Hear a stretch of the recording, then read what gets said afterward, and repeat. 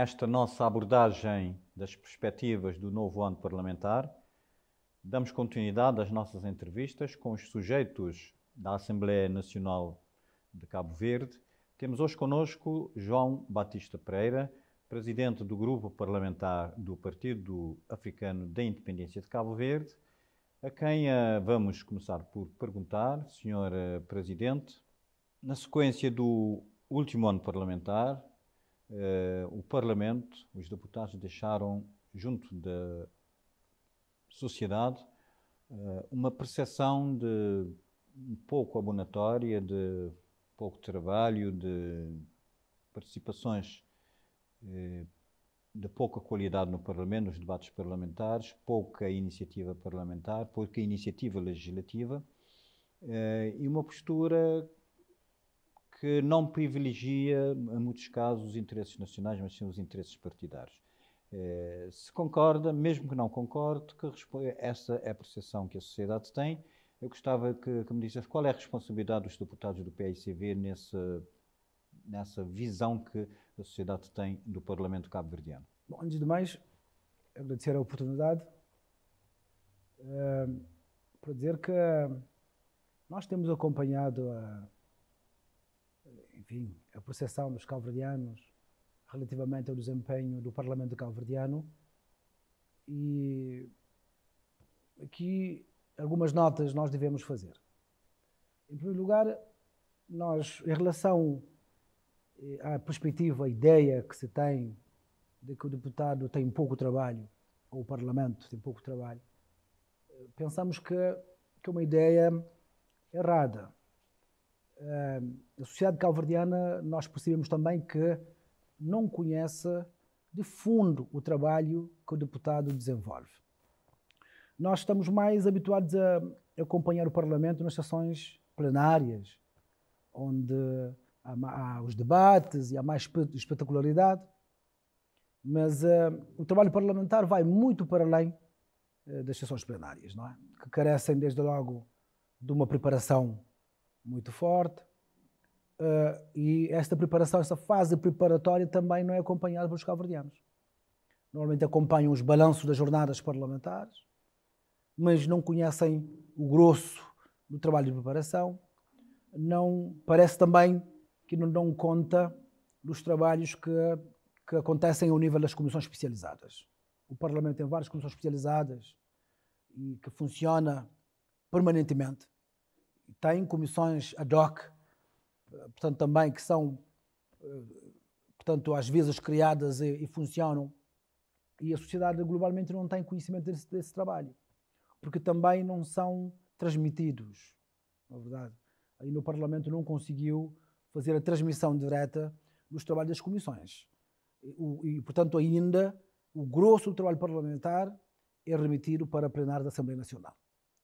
O que acaba também por criar o ambiente que nós conhecemos, de dar a sensação de alguma falta de produtividade. E, portanto, o novo regimento da Assembleia Nacional é um regimento que vai priorizar mais o trabalho de fiscalização política e de ação governativa, introduzindo um modelo de 2 sessões mensal e, portanto, com 2 debates mensais ao longo do ano. Trata-se, portanto, de uma exigência que o regimento impõe e que dita, de facto, o calendário do deputado. De qualquer forma, Sr. Presidente, as sessões parlamentares que são o rosto do trabalho do Parlamento, é a parte, digamos, mais visível e mais nobre do trabalho dos deputados, e é aí que as coisas acontecem, os debates acontecem, a representatividade dos deputados em relação às populações, é aí que se mede, e eu creio que se deve cuidar um pouco mais disso. Por que é que isso não tem acontecido?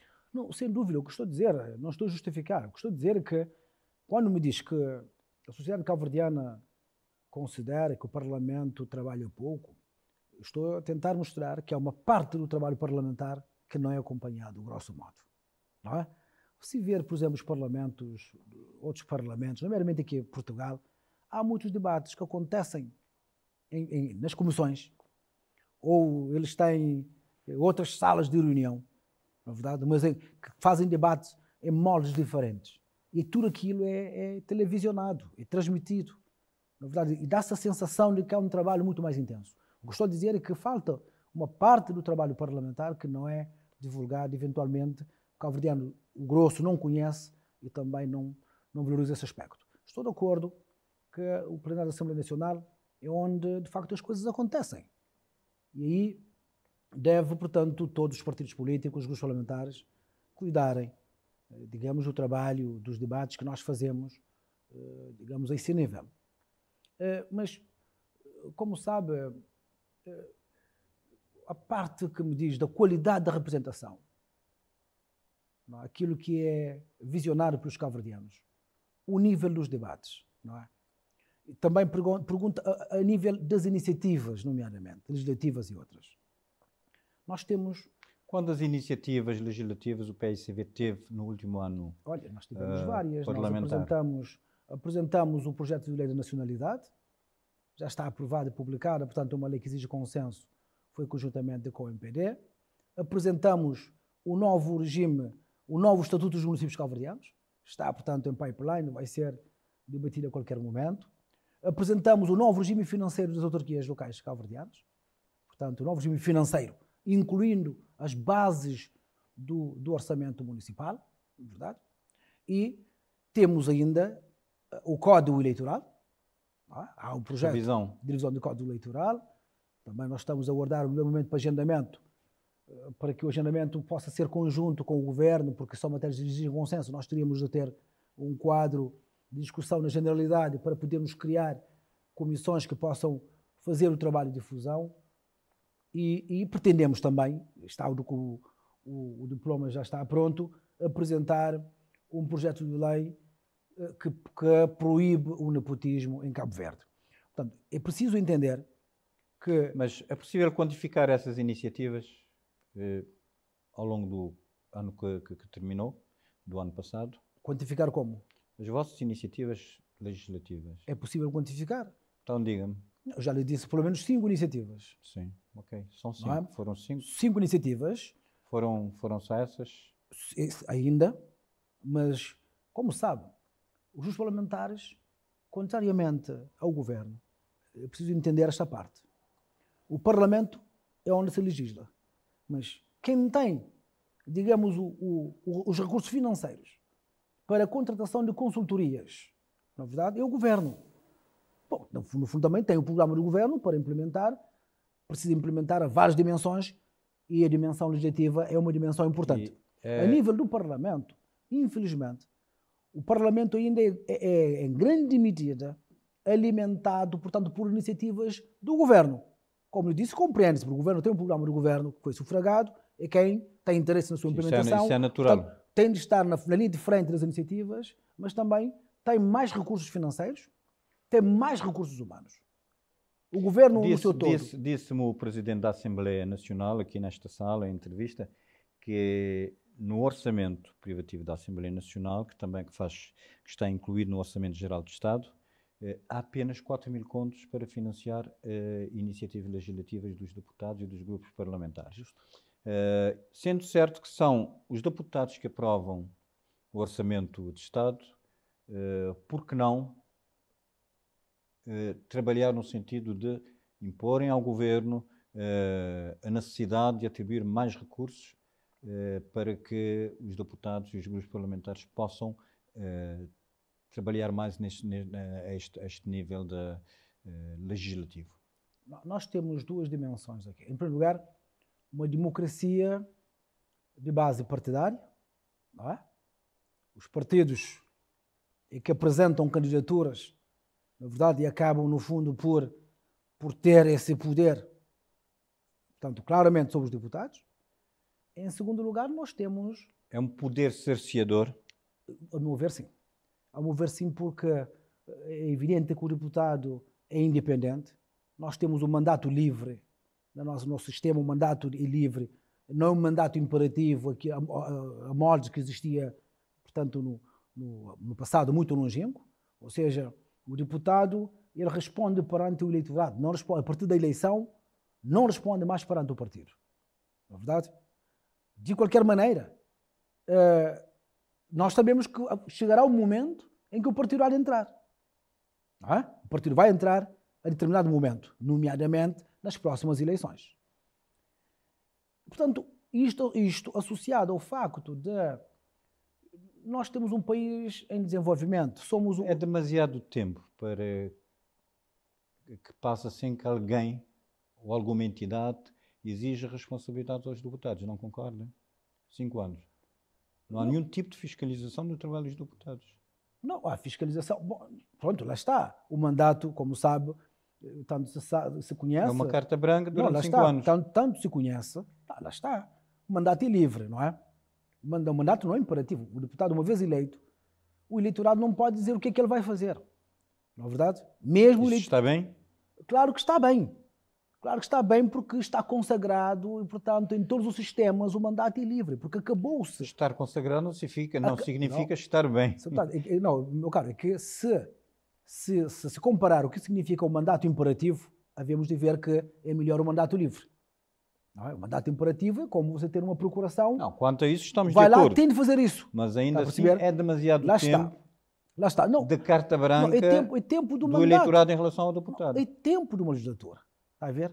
Em Portugal o mandato é de 4 anos. Portanto, é de 4 em 4 anos. Digamos, uma duração mais curta que se conhece.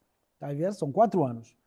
Os outros países são 5 anos. Estados Unidos também 4 anos, não é verdade? 4. Mas mesmo os Estados Unidos, que é tido como a democracia mais avançada, ainda assim, como sabe, são de 4 em 4 anos.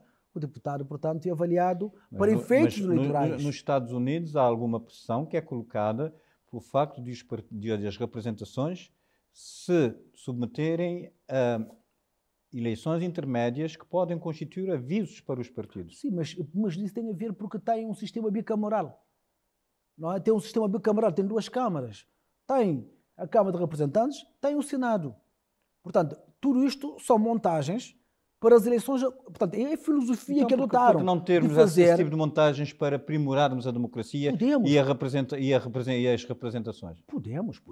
Este debate, como sabe, está aberto há muito tempo. Há demasiado tempo que se discute. Há quem entenda, que defende que nós deveríamos ter um sistema bicameral. Não é? Um sistema tipo Senado, com a representação igualitária das ilhas todas, na verdade, num tipo Senado, que seria a Câmara Alta. Candidaturas nominais. Seria a Câmara Alta. Independentemente, isto é o sistema eleitoral, iremos lá. Porque pode ter sistema bicameral e com vários sistemas eleitorais. Não, aqui nós estamos a dizer o seguinte. Havendo 2 câmaras, como acontece, com os partidos políticos a determinarem tudo, como acontece com... Não, é o que nós temos atualmente. É o que nós temos atualmente. Não será desejável que venha, caso se implemente um sistema bicameral com o Senado cabo-verdiano, não é desejável que os partidos políticos venham depois a impor as suas candidaturas à sociedade. Sim, mas eu não acho, quer dizer, muito bem, mas eu acho que são coisas separadas.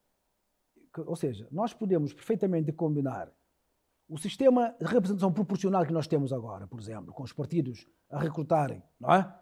Com 2 câmaras, como podemos ter 2 câmaras com um sistema uninominal, por exemplo, na verdade. Ou então, até com um sistema misto. E podemos até ter o sistema monocamaral, o sistema que nós temos atualmente, não é?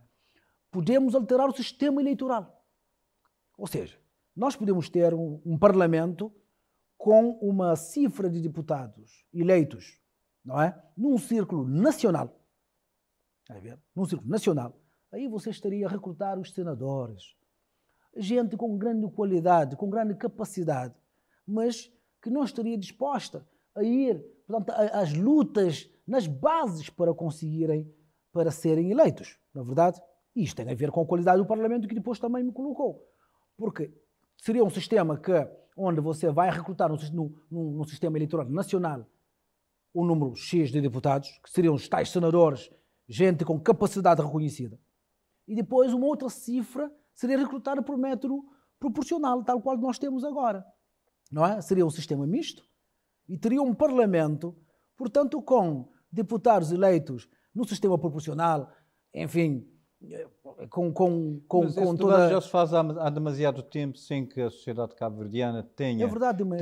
obtenha as respostas que quer dos seus representantes, neste caso dos deputados.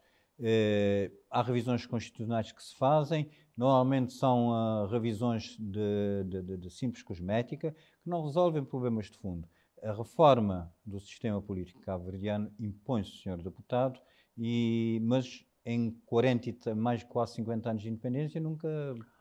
Sim, mas sabe não que... se fez. É verdade, mas não há, digamos, não há nenhum estudo que conclua de forma clara isso, não é verdade? Então, que se façam esses estudos. Não, eu entendo, se me permite, que aquilo que nós deveríamos fazer era um referendo. Aliás... Coisa que nunca se fez em Cabo Verde. Nunca se fez em Cabo Verde. É um déficit da democracia cabo-verdiana. Foi legislado há muito tempo. Nós, em 2016, o atual governo prometeu que iria avançar com a regionalização e disse que, caso não houvesse acordo entre as partes no Parlamento, avançar-se-ia com um referendo. Mas, afinal, portanto... Os deputados cabo-verdianos têm medo do referendo, que é uma forma de intervenção da sociedade na política, mas que nunca foi testado. Sim, está na Constituição, mas nunca foi testado. Justamente, mas fazer um referendo tem todo um processo de aprovação, onde por alguma coisa se há de começar. Há de se começar, eu estou... É um processo complexo. Eu acho, por exemplo... Mas é preciso começar. Eu acho que a questão da regionalização devia ser submetida a referendo. Para se clarificar definitivamente a questão da regionalização em Cabo Verde. Na verdade, não se fez. Mas eu acho que se deveria avançar com o referendo nesta matéria. Não é? E mesmo porque a regionalização iria implicar uma alteração profunda no sistema político cabo-verdiano. Iríamos aproveitar para reformar, porque criar regiões implica naturalmente uma reforma a nível do Estado. Não vamos criar regiões para manter as mesmas estruturas do Estado e manter a mesma estrutura de custo de funcionamento que nós temos. Não é? Seria criar regiões para nós também ao mesmo tempo redimensionar o Estado, não é? Reduzir os custos de funcionamento e eventualmente aqui implementar a tal estrutura bicameral, não é, do Parlamento cabo-verdiano, onde, portanto, na Câmara Alta estariam as regiões, representantes, portanto, das regiões, eventualmente, ou das ilhas, porque também a perspectiva era ilhas-regiões, na verdade, e na Câmara Baixa ter os deputados da forma como nós temos agora. Eu penso que é um debate profundo, já se debateu muito esta questão, eu estou de acordo consigo que nós aqui em Cabo Verde debatemos hoje, depois crescemos amanhã, mas o mais importante é que não se avança, portanto, para se resolver. O próximo ano parlamentar será mais um, sem que esse tipo de coisas venham ao Parlamento para como iniciativa, para agendamento, para debate. Será um ano mais complicado. A sociedade cabo-verdiana continuará a exigir e não tem outras formas de exigir a não ser nós, individualmente. Sim, quer dizer, veja que nós vamos avançar em princípio com a revisão da Constituição, ou até, como lhe disse há bocado, com iniciativas que proíbam o nepotismo em Cabo Verde. Este ano? Sim. Revisão da Constituição este ano, ou do Código Eleitoral? O Código Eleitoral já está, portanto, em pipeline. Não é? A revisão da Constituição... Já no outro ano já não será possível. Não há nenhum problema. A Constituição pode ser revista a qualquer momento. O que a lei proíbe é que a lei eleitoral... Em ano de eleições. Não, é que a lei eleitoral seja alterada. Está bem.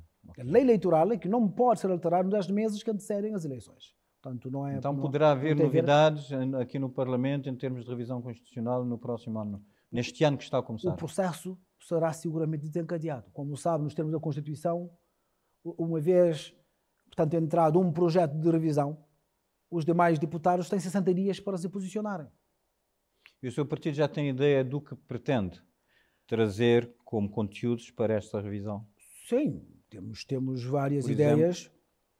Olha, para já há a questão da língua oficial, da língua cabo-verdiana, não é? O famoso artigo 9º da Constituição. Portanto, dar concretização a esse artigo. Justamente, para já. Na prática. Portanto, a equiparar o português e o crioulo como língua oficial, ou seja, a língua oficial cabo-verdiana seria o português e o crioulo.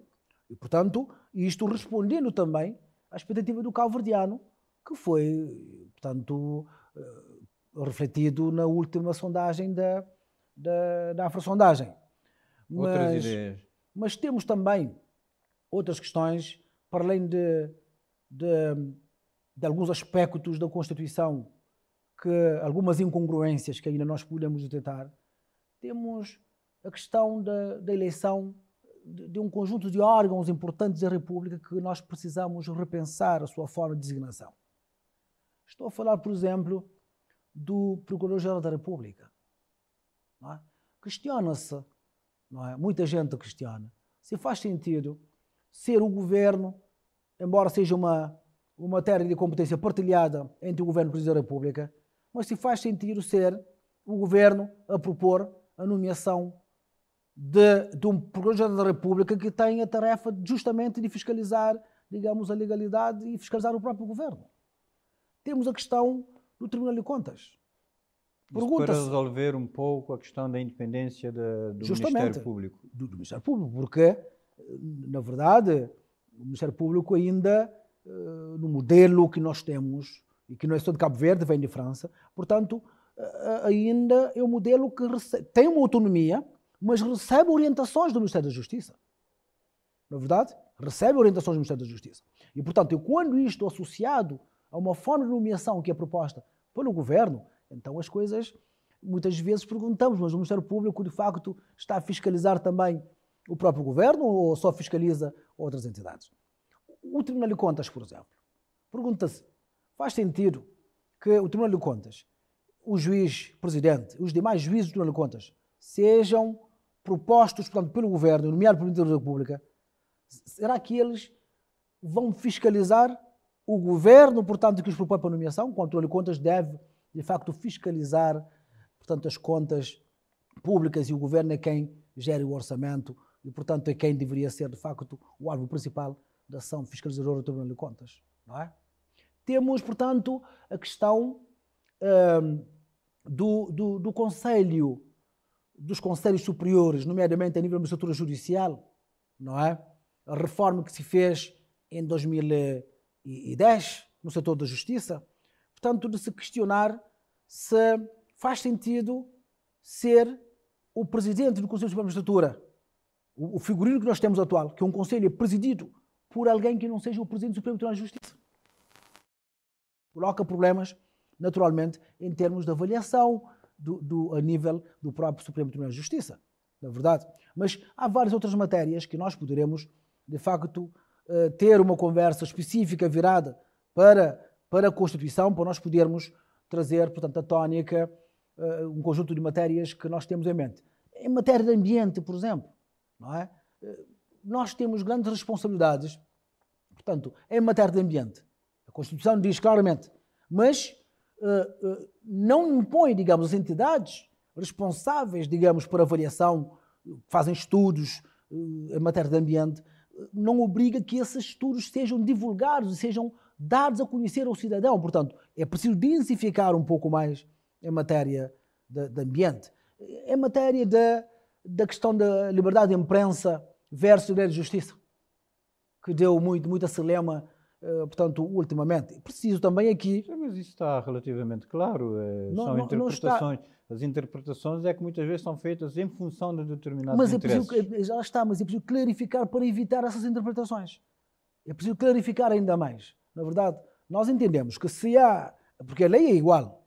A lei que existe nesta matéria é a mesma que existiu há vários anos e só muito recentemente deu problemas. Portanto, houve uma interpretação diferente. Na verdade, é preciso atuar para clarificar, na verdade, nomeadamente as situações de acesso às fontes que os jornalistas devem ter, obrigatoriamente. O Sr. Presidente falou da Justiça e o Estado da Justiça é um dos primeiros grandes debates do novo ano parlamentar. É um sector sujeito a muitas críticas, com incidências que recentemente trouxeram o sector para a atualidade e para a atenção da opinião pública.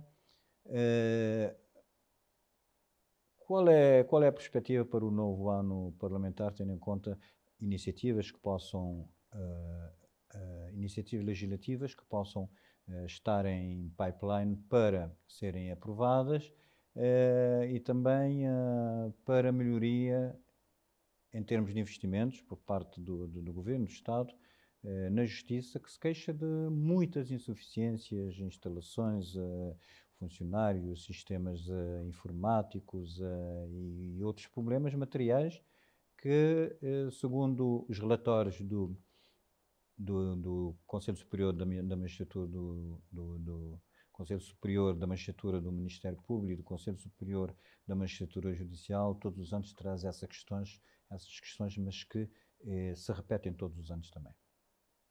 Bom, nós vamos começar para já outubro, final do mês, com o debate sobre os relatórios e, infelizmente, podemos constatar que mantêm-se os vários problemas da justiça. Até este momento, nós não conseguimos resolver o problema central da justiça cabo-verdiana, que tem a ver com a morosidade processual em Cabo Verde. E naturalmente, diminuir o número de pendência de processos nos tribunais cabo-verdianos. E, portanto, há de um lado cada vez maior litigiosidade, cada vez mais litigiosidade entre os cabo-verdianos que demandam, cada vez mais pessoas demandam a justiça. Os relatórios dão conta, portanto, da entrada de mais processos também este ano e dão Isso conta... é bom ou mau? E dão conta... Bom, o facto de os cabo-verdianos demandarem mais a justiça. Isso é bom. E disso aumentar, digamos, as insuficiências da máquina judicial. Sim, lá está. Isto é um facto de dois gumes. É bom que as pessoas estejam a demandar a justiça, porque não se pode fazer justiça pelas próprias mãos. Na verdade, num Estado de Direito Democrático como o nosso, a justiça é feita pelos tribunais. E nesse aspecto é bom que assim seja. Como disse, outro lado é mau, porque há cada vez mais conflitualidade em Cabo Verde. Mas, digamos, esse aumento da demanda dos tribunais e dos processos nos tribunais tem uma influência muito forte portanto, da vertente crime, ou seja, da questão da insegurança que agraça no país. Portanto, o número de processos entrados nos tribunais e o número de pendências também existente, ele é fortemente empolado pela parte criminal, portanto, pelos processos crimes que entram nos tribunais. E que é onde nós entendemos que que o Estado pode e deve controlar. Nós não conseguiremos conter e impedir que nenhum cidadão procure a justiça para resolver problemas pessoais que tem ao nível do arrendamento, ou do contrato de trabalho. Mais nas questões cíveis. Questões cíveis. Que é onde os direitos dos cidadãos são mais violados. Exatamente. Portanto, não se pode ir, não tem como controlar. Para mais, enfim, quando nós temos, infelizmente, uma administração pública, portanto, que por razões várias é propensa também a esses abusos, o que leva a que nós tenhamos muitos processos nos tribunais também a demandar o próprio Estado. Mas o Estado pode controlar a parte crime.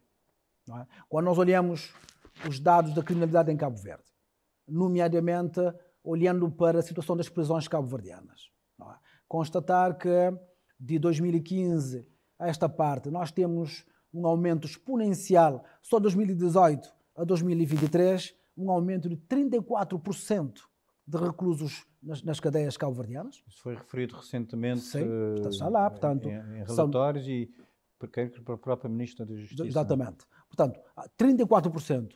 E constatar que 74% da população prisional são jovens, não é? Então, nós podemos ver claramente que algo está a falhar em Cabo Verde. E está a falhar justamente na parte, portanto, a parte tem a ver a parte social, as políticas sociais, a educação, portanto, aqui em Cabo Verde, o papel das famílias, como se tem dito, naturalmente, mas também está a falhar o Estado portanto, no combate à criminalidade. Portanto, esse aumento tem a ver justamente com a insegurança que nós vivemos em Cabo Verde, particularmente nos centros urbanos. Ou seja, a justiça é de facto fortemente afetada também por esse aspecto. Eu estou de acordo com a Sra. Ministra da Justiça quando diz que nós, para estancarmos a entrada de processos nos tribunais cabo-verdianos, para reduzirmos o número de pendências existente neste momento, nós temos de diminuir a entrada de processos de crime nos tribunais cabo-verdianos. E, portanto, isso só é possível com... Diminuir como? Não, é preciso, portanto, que, em primeiro lugar, que que o programa de Segurança Nacional e Cidadania que o Governo também que outros setores aprovou, funcionem melhor para evitar não, porque esse programa, no fundo... esse fluxo estrangulador da justiça. Justamente, porque este programa, no fundo, é um programa transversal, está lá delineado, tem o papel da família, o papel que as câmaras devem exercer, o papel que o Governo exerce, está lá tudo detalhado. Está detalhado. Mas o problema que acontece é que este programa não está a ser implementado, como dizem também relatórios.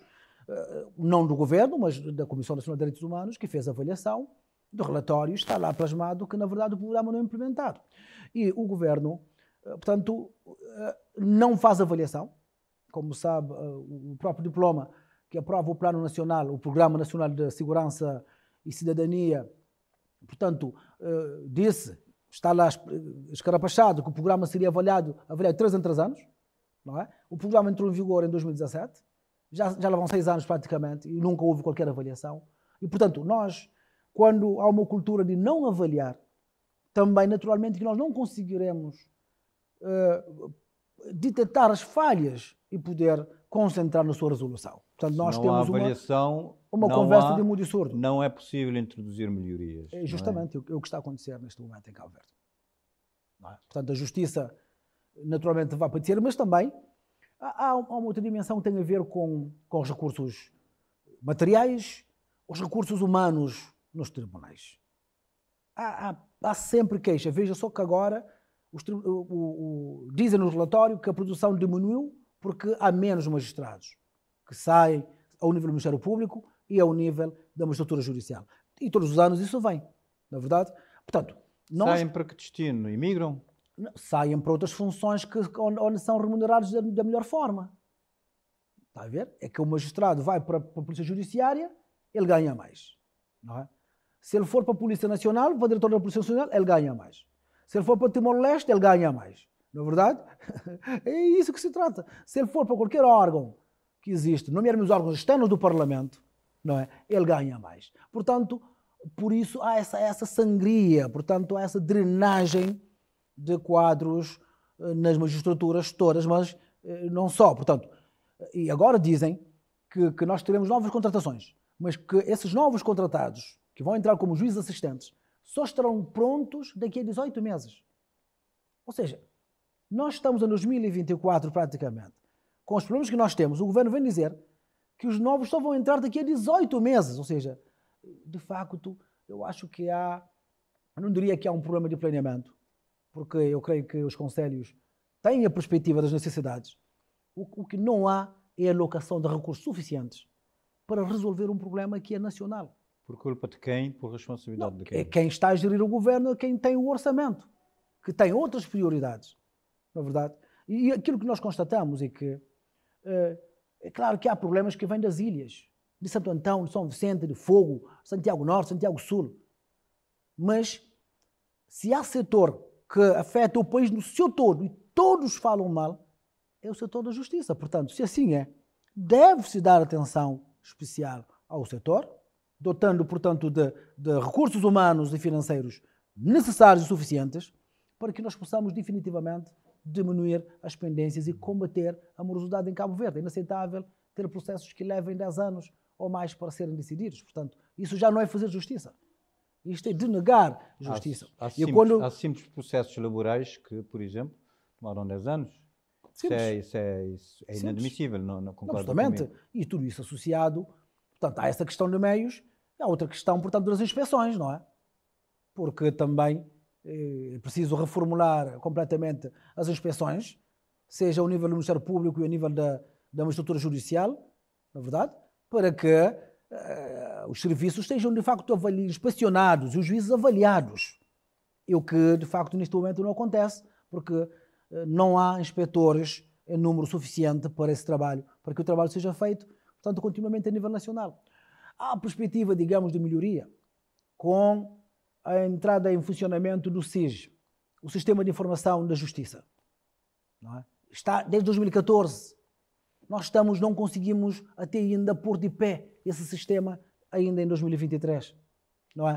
Queria facilitar a tramitação eletrónica de processos, não é? E seguramente iria dar um forte impulso no combate à morosidade processual nos tribunais, mas estranha-nos que o governo tivesse dito no programa do governo 2016-21 que iria resolver imediatamente esse problema. E 7 anos depois, ainda estamos à espera. Vamos debater agora a lei na próxima sessão. Há uma questão que eu não posso deixar de lhe colocar e que já coloquei a outros entrevistados no âmbito deste conjunto de entrevistas que estamos a fazer, que é o caso Amadeu Oliveira, que implicou a justiça cabo-verdiana e que implicou o Parlamento, com críticas fortes a ambas as instituições, por parte de certos sectores da sociedade civil, consideram que nem a justiça, nem o Parlamento, nem a justiça andaram bem. Eu coloco esta pergunta, que aconteceu no ano passado, deste caso que aconteceu no ano passado, que pode ter também uma derivação para o próximo ano parlamentar, uma vez que a situação continua na ordem do dia, as pessoas continuam a debater o assunto e daqui a pouco tempo o próprio Amadeu Oliveira poderá ser libertado, tendo em conta os mecanismos de gestão das penas na justiça cabo-verdiana. Que avaliação faz dessa situação? E eu perguntava-lhe se o PSV se sente à vontade com o que aconteceu. Veja, este processo para nós agora foi um aprendizado, não é? Porque, é verdade, ao nível do Parlamento, aquilo que se contestou é o facto do levantamento da imunidade do deputado para ser detido para o primeiro interrogatório ter acontecido ao nível da Comissão Permanente do Parlamento. Quando os estatutos dizem claramente que o mandato só pode ser suspenso, portanto, por votação secreta do plenário da Assembleia Nacional. E não aconteceu. E não aconteceu nesta fase assim. Portanto, foi levantada a imunidade na Comissão Permanente, e aqui diga-se de passagem, com a anuência do deputado Amadeu Oliveira, que estava na Comissão Permanente e representava, portanto, o CID. Ele deu o seu assentimento, na verdade, no sentido de levantamento da imunidade dele. E, entretanto, depois, isto deu no que deu. Mas, como sabe, o PSV, nós subscrevemos, digamos, uma iniciativa com o CID de fiscalização abstrata sucessiva da resolução que decretou a prisão, que levantou a imunidade do deputado para ser interrogado. Justamente porque sempre quisemos ter um esclarecimento da parte dos tribunais. Neste caso em particular, o Tribunal Constitucional, que é o órgão que está... Cujo acórdão foi também muito contestado. Que está vocacionado para resolver questões de natureza jurídico-constitucionais. Subscrevemos, portanto, para que isso fique clarificado. Portanto, nós, quando o Tribunal decidiu, já está decidido, enfim, as decisões dos tribunais, nós podemos concordar ou discordar pelos mecanismos próprios que existem. Mas os tribunais decidiram. Neste caso, mecanismos de recurso que já não havia mais. Sim, exatamente. Mecanismos de recursos que havia, portanto, um mecanismo da reclamação, como sabe, mas, portanto, houve um pedido que não foi adiante, porque foi feito, a entidade que fez não tinha legitimidade para tal. Na verdade, não era uma reclamação, um tipo de aclaração ao processo. Mas, portanto, aqui pergunta se o PSV está em consciência tranquila. Eu digo-lhe que sim. Tranquila porque há o pronunciamento do tribunal que tem competência nesta matéria, que o nosso dever é respeitar. Nós podemos não concordar, mas temos de respeitar, portanto, a decisão dos tribunais. Nos tribunais, é muito difícil um tribunal adotar uma decisão que agrada a todos. Não pode agradar a gregos e troianos. É por isso que é um tribunal, é por isso que há sempre advogados de parte a parte, e em muitos casos há o Ministério Público, e há um juiz que decide, porque existe um litígio, existe uma perspectiva diferente sobre a matéria. E, portanto, a decisão do tribunal vai no sentido de agradar uma parte ou outra parte. E, portanto, nesse aspecto, o tribunal decidiu. Há muitas contestações que vieram, portanto, a público. Nós respeitamos essas contestações, assim como também respeitamos a decisão do tribunal que adotou, portanto, esta medida, porque nós estamos num Estado de Direito democrático. O Estado de Direito assim é que funciona. Portanto, são os mecanismos que nós temos. E com esta questão terminamos a nossa entrevista, em que se abordaram questões relacionadas com o último ano parlamentar e se perspectivou um pouco na ótica do PICV, do grupo parlamentar do PICV, através do seu presidente, o próximo ano parlamentar. Nós agradecemos a sua presença neste nosso ciclo de entrevistas e desejamos que o próximo ano parlamentar, que está aqui a abrir, decorra da melhor forma. Muito obrigado.